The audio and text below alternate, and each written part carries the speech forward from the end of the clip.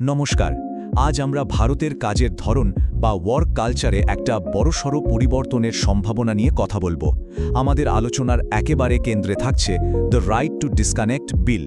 চলুন বিষয়টা ঠিক কী তা একটু গভীরে গিয়ে তড়িয়ে দেখা যাক। আচ্ছা, একবার ভেবে দেখুন তো, আমাদের কাজের দিনটা কি সত্যিই কখনো শেষ হয়?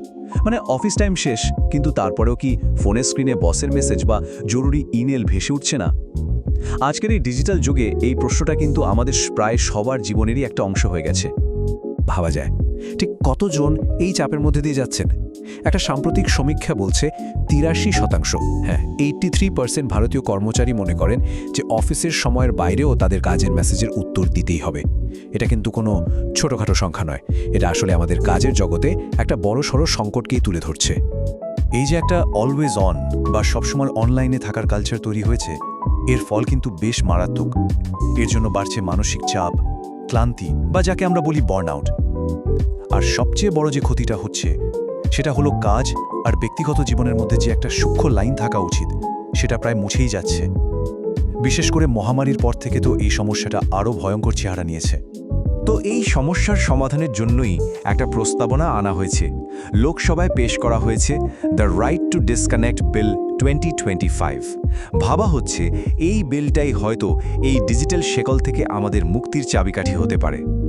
তাহলে এই রাইট টু ডিসকানেক্ট জিনিসটা আসলে কি? একদম সহজ করে বললে এটা হলো একজন কর্মচারীর আইনি অধিকার। এই অধিকার বলে তিনি অফিসের নির্দিষ্ট সময়ের বাইরে কাজ সংক্রান্ত ফোন, ইমেল বা মেসেজের উত্তর দিতে সোজাসুজি না করে দিতে পারবেন। আর তার জন্য তাকে কোনো রকম শাস্তি বা প্রশ্নের মুখেও পড়তে হবে না। এই বিলের কয়েকটা মূল প্রস্তাবনা আছে যা সত্যি খুব গুরুত্বপূর্ণ। যেমন প্রথমত, এটা কর্মচারীদের অফিসের সময়ের বাইরে কাজ প্রত্যাখ্যান করার আইনি সুরক্ষা দেবে। দ্বিতীয়ত, যদি কেউ নিজের ইচ্ছায় কাজ করেন তাহলে তাকে কিন্তু ওভারটাইমে টাকা দিতেই হবে।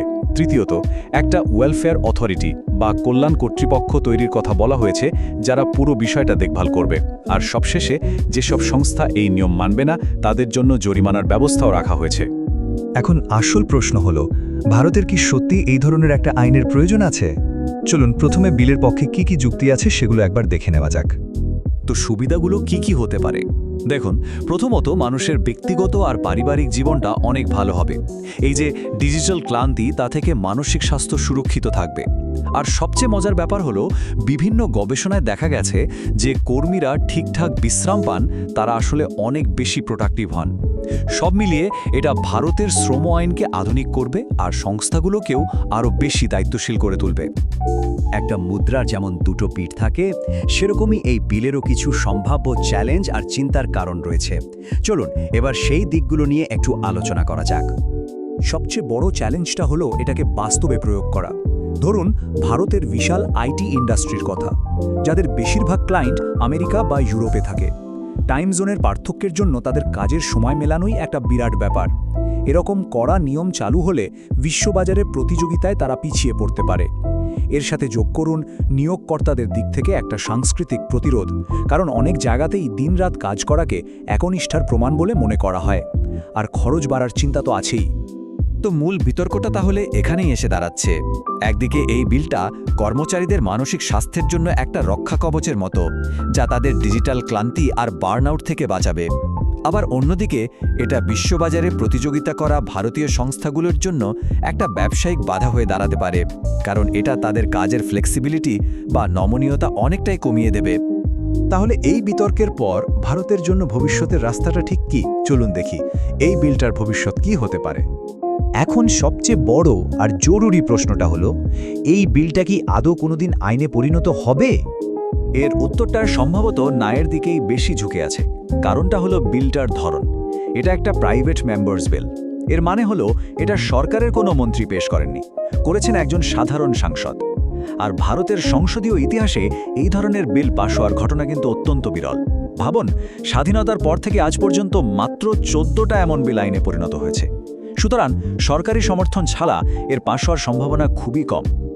কিন্তু ভারত এই আলোচনায় একা নয়। এই স্লাইডটা দেখুন, ফ্রান্স বা অস্ট্রেলিয়ার মতো দেশে এই নিয়ে ইতিমধ্যেই আইন তৈরি হয়ে গেছে। আবার আয়ারল্যান্ডে রয়েছে একটা কোড অফ প্র্যাকটিস বা আচরণবিধি। অন্যদিকে জার্মানির মতো দেশে ভক্সওয়াগনের মতো বড় বড় কোম্পানিগুলো নিজেরাই এই নিয়ম চালু করেছে। সুতরাং বোঝাই যাচ্ছে যে বিশ্বজুড়েই এই বিষয়ে সচেতনতা কিন্তু বাড়ছে। তাই বিলটা পাস না হলেও কিন্তু আশা ছাড়ার কোনো কারণ নেই। বিশেষজ্ঞরা একটা মধ্যম পথের কথা বলছেন, যেমন কড়া আইনের বদলে একটা আচরণ বিধি বা কোড অফ প্র্যাকটিস দিয়ে শুরু করা যেতে পারে। জরুরি পরিষেবা বা আইটির মতো কিছু ক্ষেত্রের জন্য ছাড় দেওয়া যেতে পারে। আর সংস্থাগুলোকে প্রথমে নিজেরাই নিয়ম তৈরি করার জন্য উৎসাহিত করা যেতে পারে। সবশেষে এই কথাটা দিয়েই শেষ করা যাক, প্রোডাক্টিভিটি মানে সবসময় অ্যাভেলেবল থাকা নয়। এর আসল মানে হলো টেকসই সম্পৃক্ততা বা সাস্টেইনেবল এনগেজমেন্ট।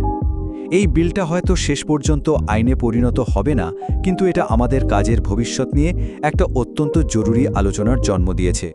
আর এটাই হয়তো এর সবচেয়ে বড় সাফল্য।